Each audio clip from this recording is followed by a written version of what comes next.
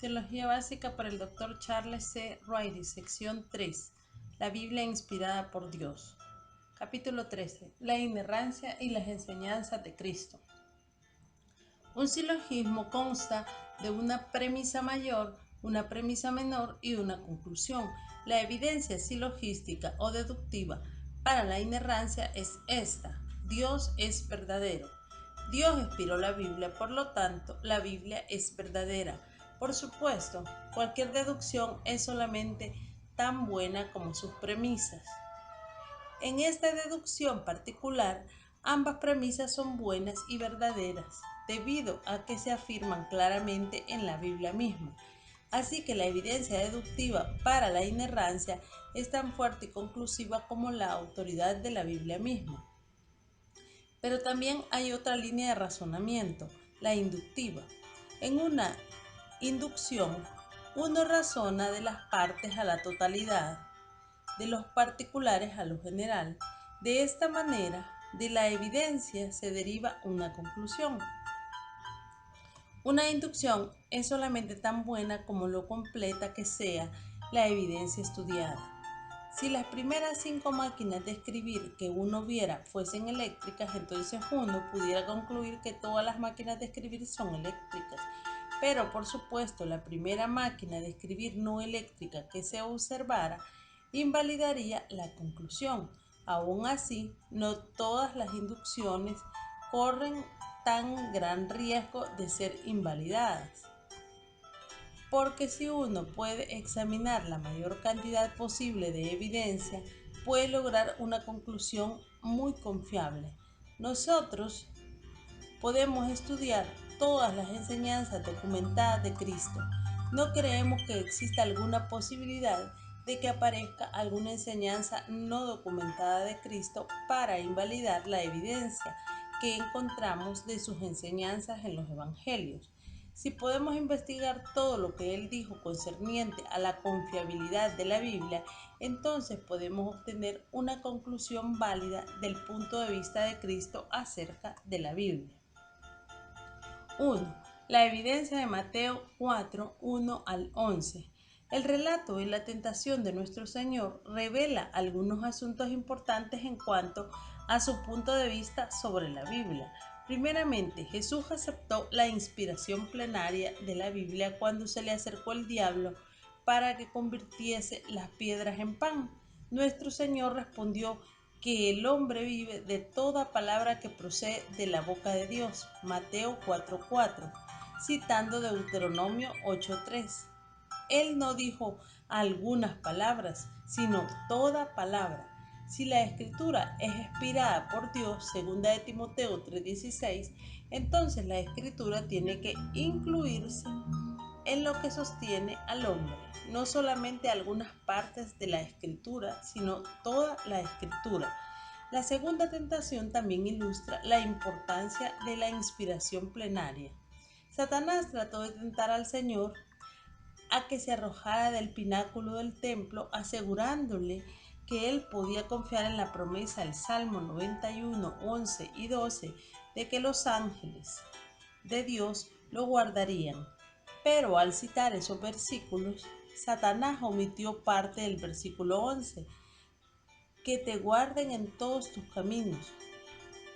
La omisión distorsiona el sentido de la promesa, lo cual significa que Dios guardará a los justos en sus jornadas, no que Él los preservará cuando tomen riesgos innecesarios.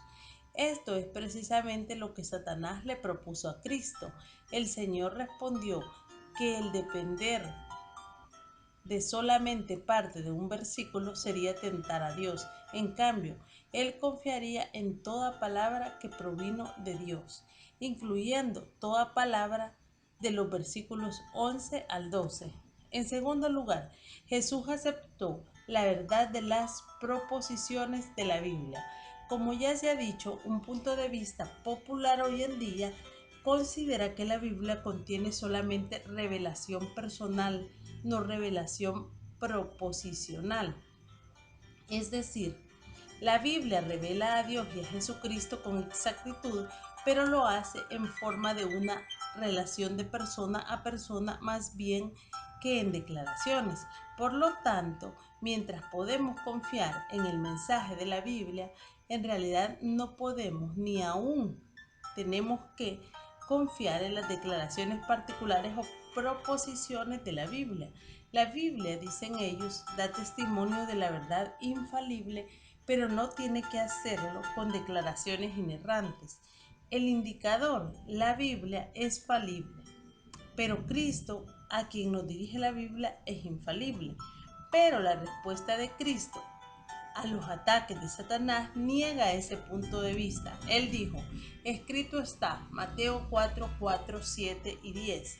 Él no dijo, ella da testimonio. Él confió en las declaraciones proposicionales para comunicar la verdad por sí misma y para comunicarla con exactitud.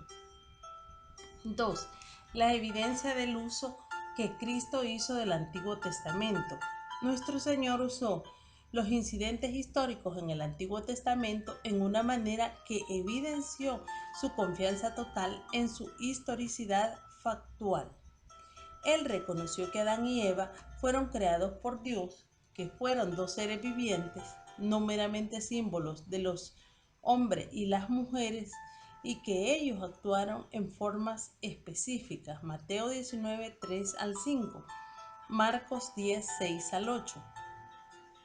Él verificó los eventos conectados con el diluvio de los días de Noé, específicamente que existió un arca y que el diluvio destruyó a todos los que no estaban en esa arca. Mateo 24, 38 al 39, Lucas 17, 26 al 27.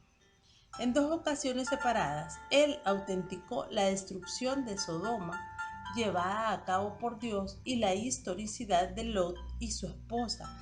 Mateo 10, 15, Lucas 17, 28 al 29. Él aceptó como verídica la historia de Jonás y el gran pez, Mateo 12:40, y reconoció la historicidad de Isaías 12:17, Elías 17:11 al 12, Daniel 24:15, Abel 23:35, Zacarías 23:35, Abiatar, Marcos 2:26, David, Mateo 22:45, Moisés y sus escritos 8:4, Juan 5:46, Abraham, Isaac y Jacob, Mateo 8:11, Juan 8:39. Cristo no meramente aludió a estas historias, sino que autenticó los eventos que contienen como historia factual en los que se debe confiar plenamente.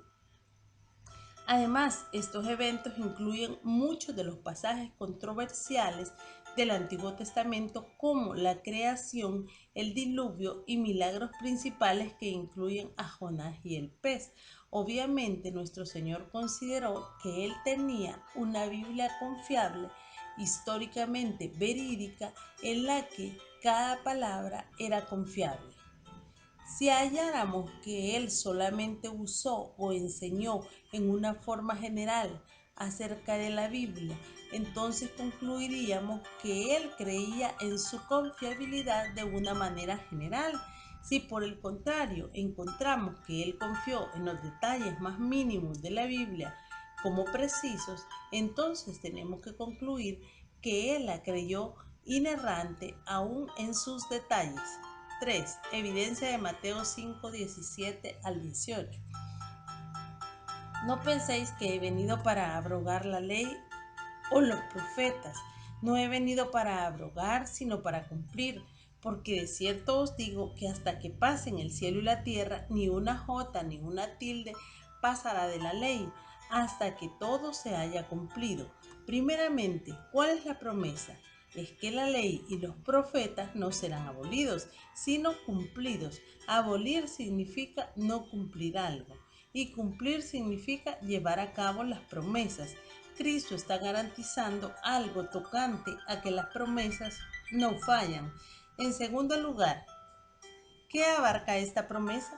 La ley y los profetas, que incluye todo el Antiguo Testamento, la Biblia de nuestro Señor. Ley, en el versículo 18, tiene el mismo sentido.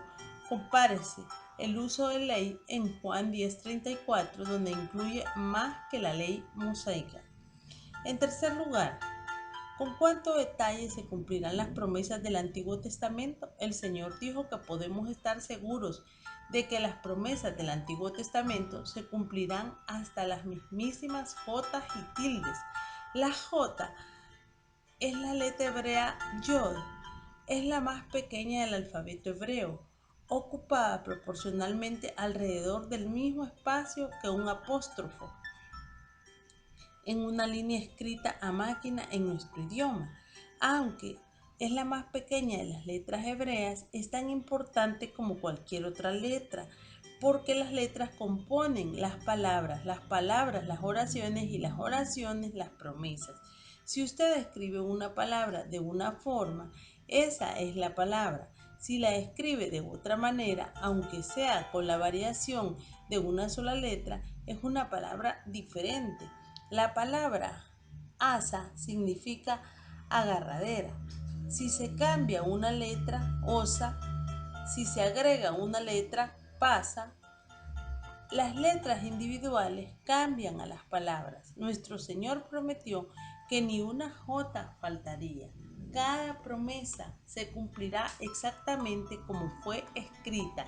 Observe que Cristo no comenzó con los conceptos para entonces permitir que se usaran palabras opcionales al comunicar esos conceptos, como enseña la inspiración por conceptos. Él comienza por el otro lado. Las promesas se basan en las palabras tal y como se deletrean, y en esas palabras se puede confiar totalmente en cada detalle. Tampoco dijo nuestro Señor que las promesas se cumplirían con tal que fuesen culturalmente apropiadas en el tiempo de su cumplimiento. En algunos círculos hoy en día las promesas se reinterpretan culturalmente, invalidando de esta forma las promesas originales. Pero Cristo enseñó que podíamos contar con el simple cumplimiento de las promesas originales tal y como se deletrean en el Antiguo Testamento. La tilde es aún más diminuta que la J, mientras que una J es una letra completa. La tilde es solamente parte de una letra. La presencia de una tilde forma cierta letra, pero su ausencia causa que esa letra se convierta en una diferente. Por ejemplo, la letra hebrea Bet es así. La letra Kaf es así. Obviamente parecen ser muy similares. La única diferencia entre las dos letras es que la línea horizontal de abajo en la letra Bet se extiende un poco más hacia la derecha de la línea vertical, mientras que no aparece ninguna extensión en la letra Kaf.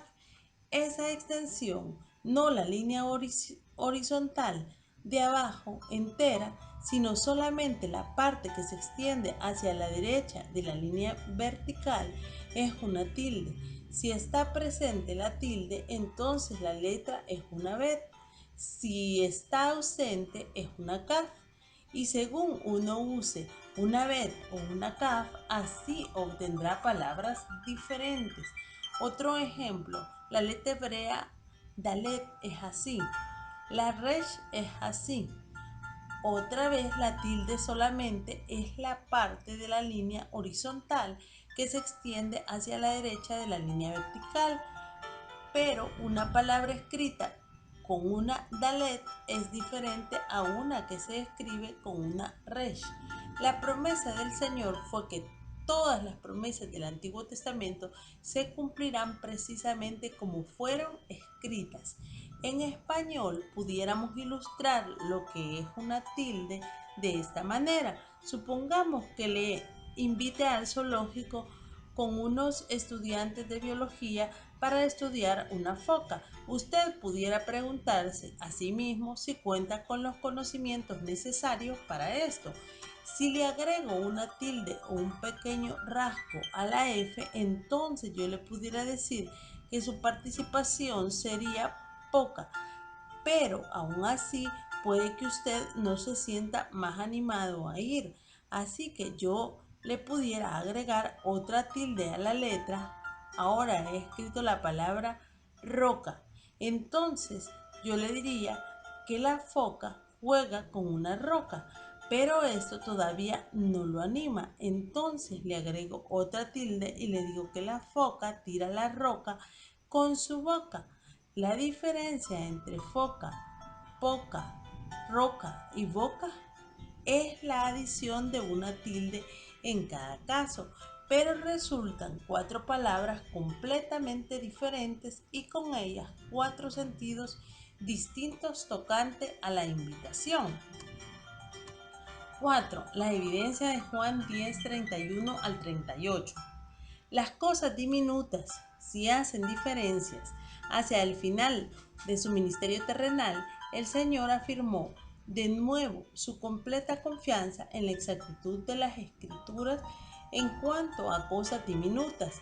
En la celebración en el templo de la fiesta de la dedicación o el Hanukkah, instituida en el 165 a.C. para conmemorar la limpieza y reapertura del templo después de su profanación por Antíoco Epífanes 3 años antes, los judíos le pidieron a Jesús que le declarara claramente si él era el Mesías. Juan 10:24. Su respuesta fue: yo y el Padre uno somos. La palabra uno es neutra, una cosa y no una persona.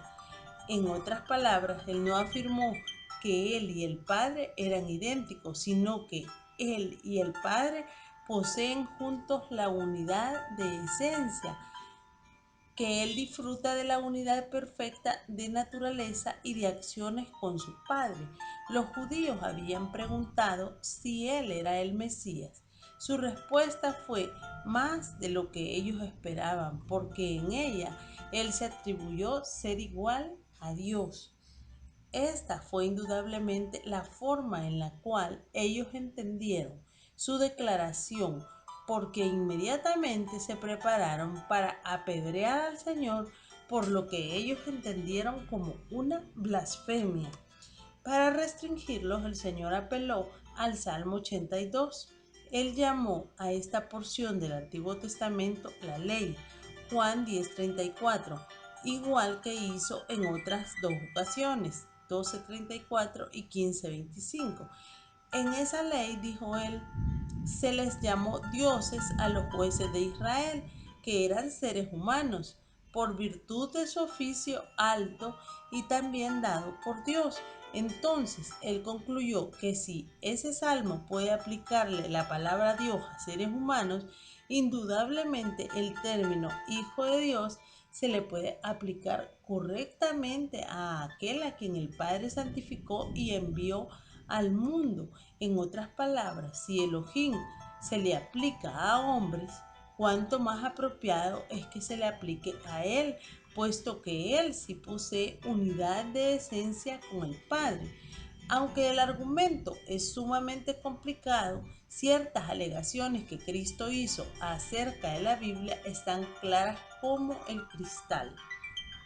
La Biblia es inspirada verbalmente. Él dirigió a los judíos a lo que se había escrito. La palabra de Dios llegó en declaraciones y proposicionales escritas, no meramente en conceptos, pensamiento o tradición oral. Es la palabra escrita lo que fue inspirado y en ella se puede confiar.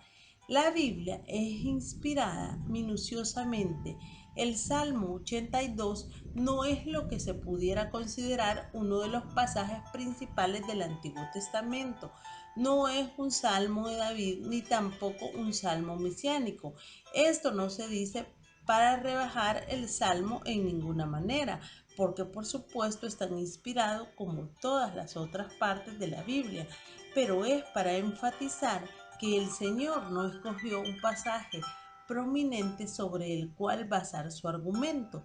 Ciertamente uno pudiera decir sin ser irrespetuoso que él escogió un pasaje común y corriente Por supuesto, él no pudiera haber hecho esto si no hubiese creído que la palabra inerrante, inspirada de Dios, no incluyera tales pasajes. Además de ese pasaje ordinario, él enfatizó una sola palabra, dioses. Él no habría hecho esto de no haber creído en la inspiración minuciosa de la Biblia. Él correctamente dio por sentado que podía contar con cualquier parte de la Biblia y con cualquier palabra en cualquier parte. La Biblia es inspirada autoritativamente. En medio de su argumento complicado, el Señor casi incidentalmente afirmó esto. Y la escritura no puede ser quebrantada. ¿Qué significa esto? Simplemente que la Biblia no se puede vaciar de su autoridad. La única forma que pudiera dejar de tener plena autoridad sería si fuese errónea, pero Cristo aquí dijo que era a la vez autoritativa e inerrante. Algunas traducciones ponen esta frase entre paréntesis. Posiblemente es mejor considerarla como dependiente del sí con que comienza la oración. Ese sí presenta una condición de primera clase, la cual significa certidumbre y se traduciría mejor puesto que así el Señor estaba diciendo que dos cosas son ciertas. El Salmo los llamó dioses y la escritura no puede ser quebrantada. Recuerde, Cristo aquí estaba confiando su vida a la veracidad, precisión y autoridad de solamente una palabra de la escritura porque sus enemigos estaban a punto de apedrearlo. 5. La evidencia de Mateo 22, 23 al 33.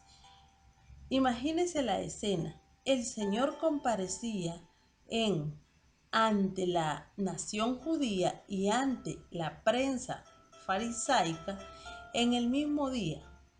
Los herodianos habían intentado atraparlo al preguntar si era lícito pagar tributo a César. Entonces los saduceos tomaron su turno.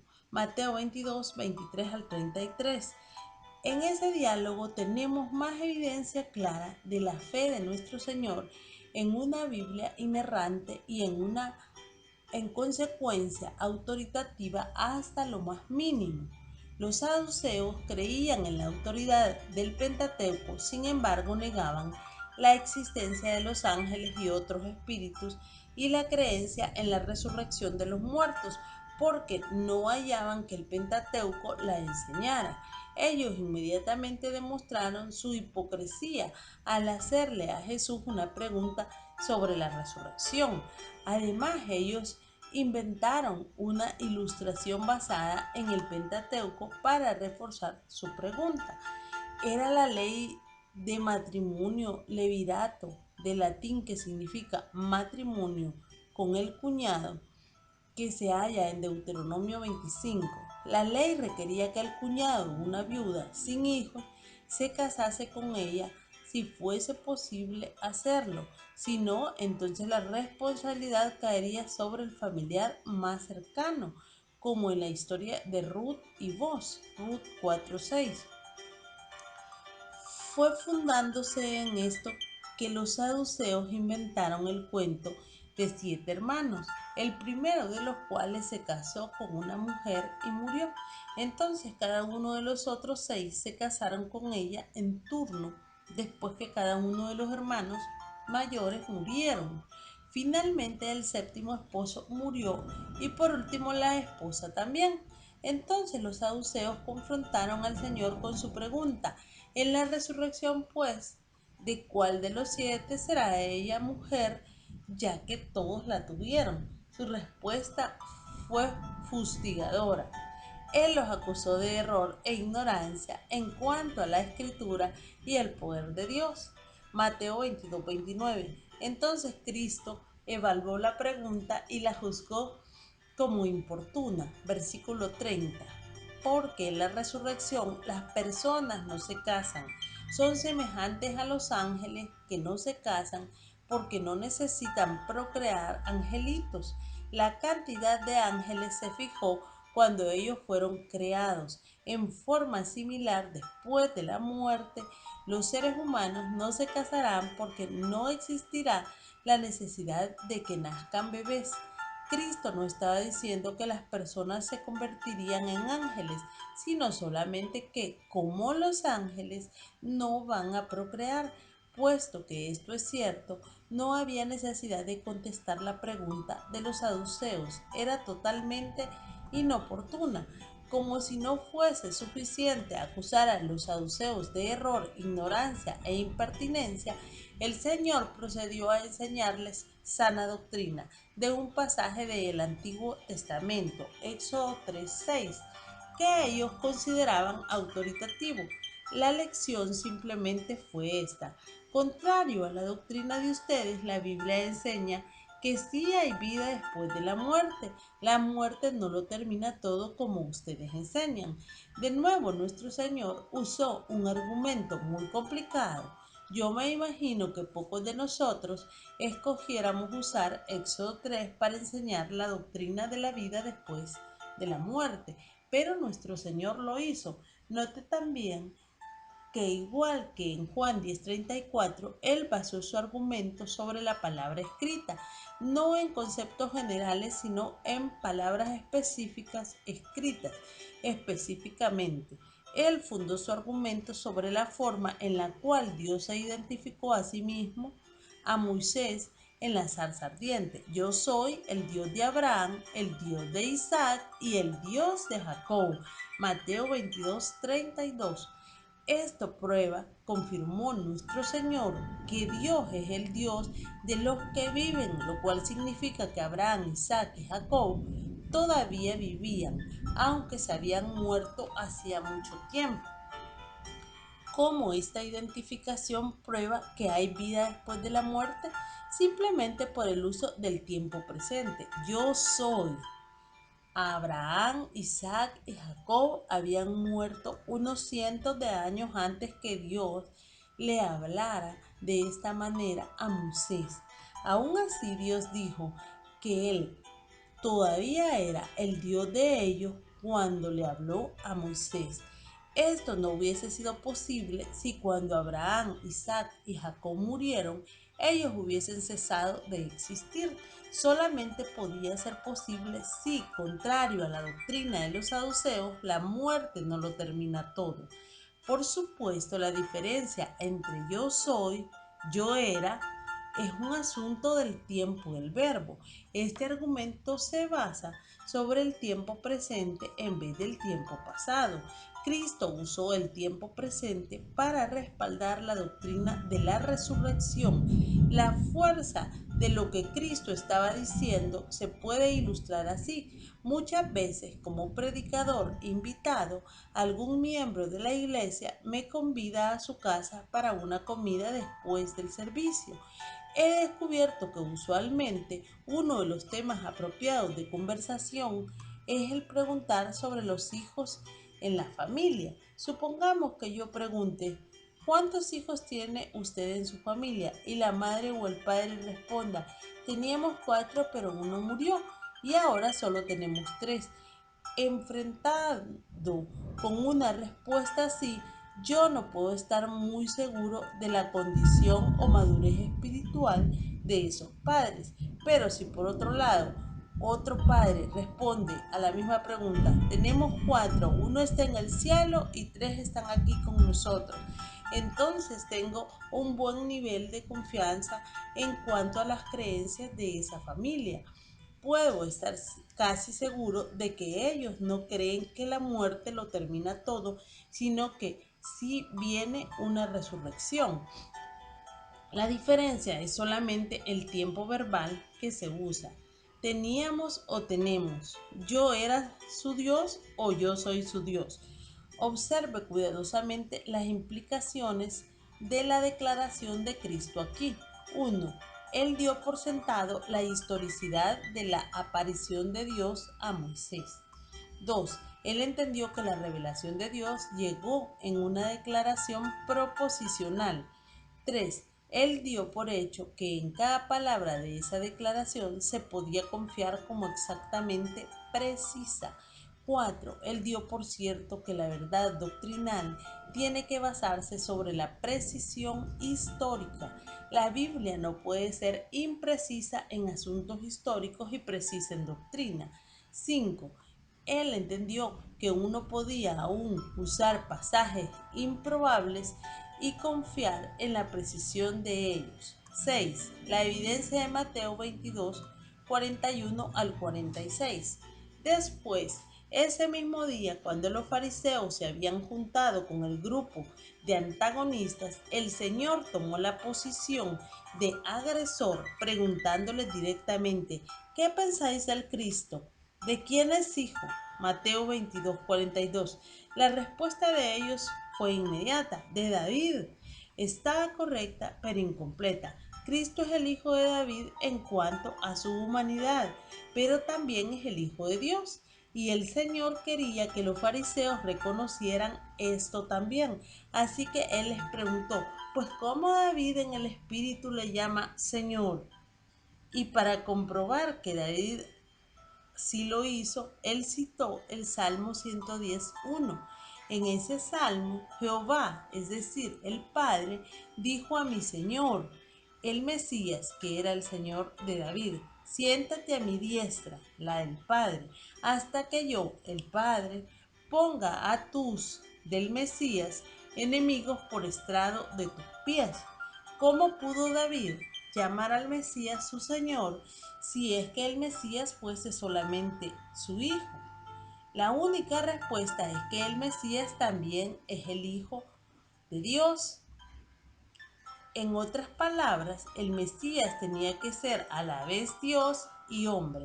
Como hombre, él era el Hijo de David; como Dios, el Señor de David. El pronombre mi conecta a David a su Mesías, Señor. Posiblemente una ilustración ayude. Cuando la reina Elizabeth muera o abdique, el príncipe de Gales se convertirá presumiblemente en el rey Carlos. Suponga que el príncipe Felipe, su padre, todavía estuviese vivo. Yo le pregunto a alguien: ¿el rey Carlos de quién es hijo? La respuesta sería: del príncipe Felipe. Pero yo pudiera responder: yo vi la coronación del rey Carlos en la televisión y vi al príncipe Felipe que se inclinaba y prometía fidelidad a él. ¿Por qué Felipe le llama a su hijo Señor? La respuesta es simple: el rey Carlos es a la vez el hijo de Felipe y el Señor de Felipe. Así también el Mesías fue el hijo de David, y porque el Mesías es igual a Dios, es el Señor de David. La procreación natural conecta al Mesías con David como el descendiente de David. El pronombre mi en el Salmo 110:1 conecta al Mesías con David como el Señor Dios de David. Y el pronombre mi es simplemente un yod, que es la más pequeña de las letras hebreas conectada a la palabra Señor. No hay nada más central a la cristología ortodoxa que la deidad total y la humanidad genuina de Jesucristo. Si Él no fuese el Dios hombre, entonces Él no pudiera haber sido un Salvador adecuado, sumo sacerdote o juez. ¿A quién de nosotros se le ocurriría usar el Salmo 110, como lo hizo nuestro Señor, para enfatizar la verdad de quién Él es? Pero eso es exactamente lo que Cristo hizo, basando su argumento con los fariseos sobre la sola palabra hebrea mi Señor. Las partes aparentemente insignificantes de la Escritura son confiables. ¿Qué hemos aprendido de la actitud de nuestro Señor hacia la Biblia? 1. La forma en que las letras se emplean al escribirse las palabras es completamente confiable y ni una sola promesa se cumplirá diferente de la que está escrita. 2. La única forma en que la escritura puede perder su autoridad es si contiene errores, pero Cristo enseñó que la escritura no puede ser quebrantada. Por lo tanto, él tenía que haber creído que ella no contenía errores. 3. El Señor construyó argumentos complicados sobre palabras individuales y aún el tiempo de un verbo. ¿Quién puede decir que sigue completamente al Señor sin aceptar su enseñanza tocante a la inerrancia de las Escrituras?